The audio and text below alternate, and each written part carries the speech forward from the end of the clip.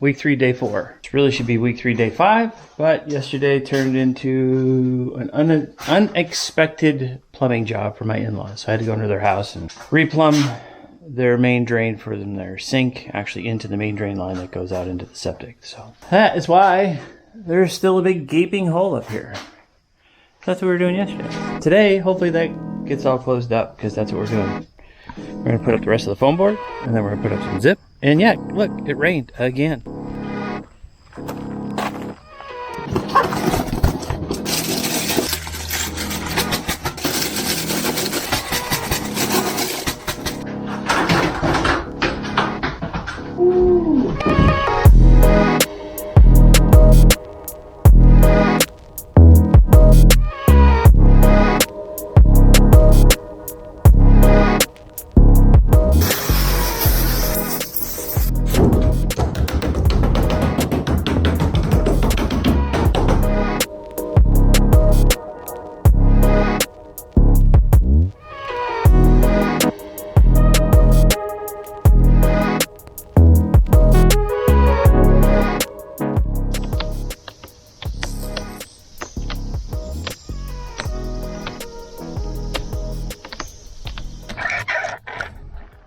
Okay, so with this stuff sitting in the sun, you can hear it starting to expand and making all these pop and creaking noises. And Shelly and I just keep talking about, like, you know, obviously zip makes a zip bar, right? Where that is glued to this as a substrate, this zip panel, right? And I just wonder, like, as that is doing its thing in the sun, now granted, if it's attached, if it's zip bar, it's never going to see the sun. But I do wonder if that expands and contracts as the weather goes, and then how does that affect if it is glued to the substrate and it's not a separate layer? How does it affect it? Does your zip move? Does it expand? Does it contract? I don't know. Maybe it does, maybe it doesn't.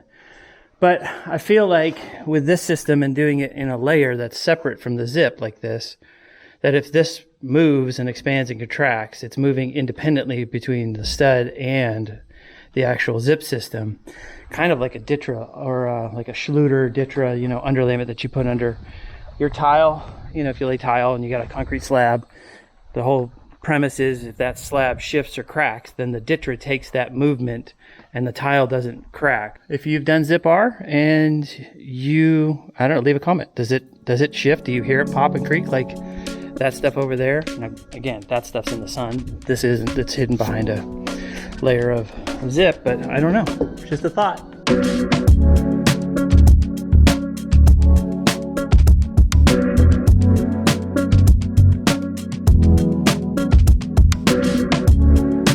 There you go. It's all zipped up, trimmed up, and something revolting happened. Do you have a dead body in the trash? What happened? I was cleaning, and we've already been inhabited by a mouse. Yeah. I can't see anything in there. Stand by. Oh, look at that. What'd you do with it? How'd you kill it? I hit it in the head with a hammer. A hammer. It was handy. S-wing for the win. In fact, there's probably the weapon right there. That would be my guess. That's Shelly's hammer. We have dominion over these critters. Ooh. And they're disgusting and they carry disease.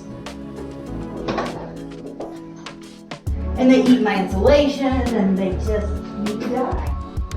And there you have it. Needless to say.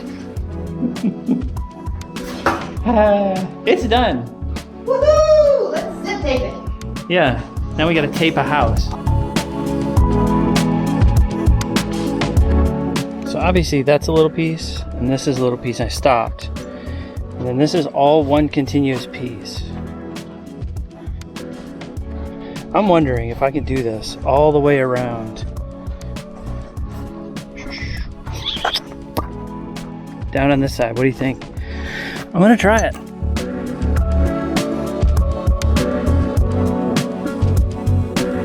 All right, we did it. One continuous. Gotta have the sound effect. Yep.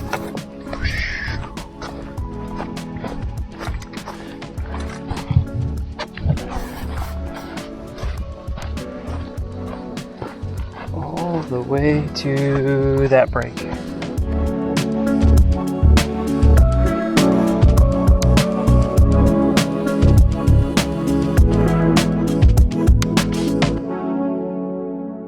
Okay, this side is done. Actually, all sides are done. I just gotta do the roof. I mean, I guess I still gotta do these door entrances. Dogs have found comfort on a slab.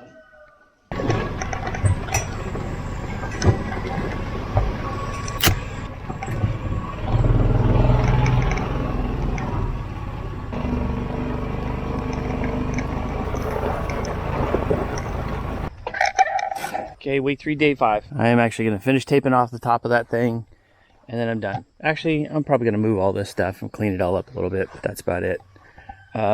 Simply because I have to prepare for Bible study tomorrow night.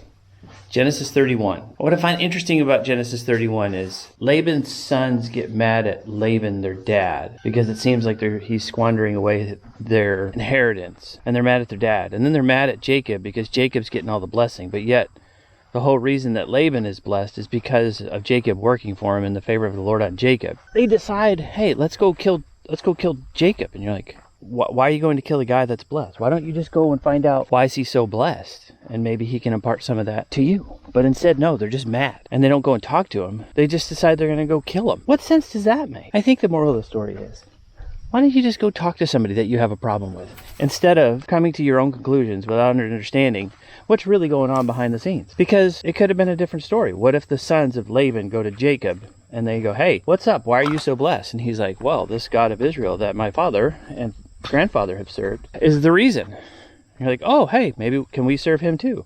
Well, sure you could. Anyway, I think you get the point. Just go talk. Just go talk to someone if you're having an issue with them. Or if you need to find out why they're being blessed and you're not. Like, hey, how are you living your life? Well, I live it this way. Oh, can I do that? Absolutely you can. Anyway, enough of that. I'm going to tape up a roof.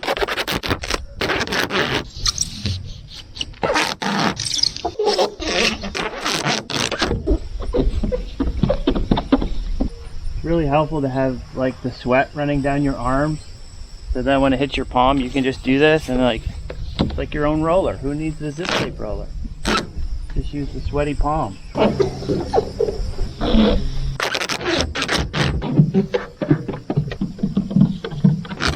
We often wonder how much or how effective is an R5, because this stuff 1 inch thick, it's an R5 value.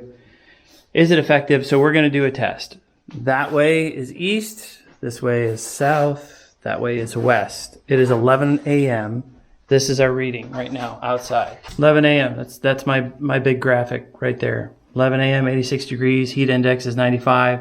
Dew point 74. Humidity is 67%. And that's our test. We're going to do it with foam, without foam. We'll shoot. This is the east wall.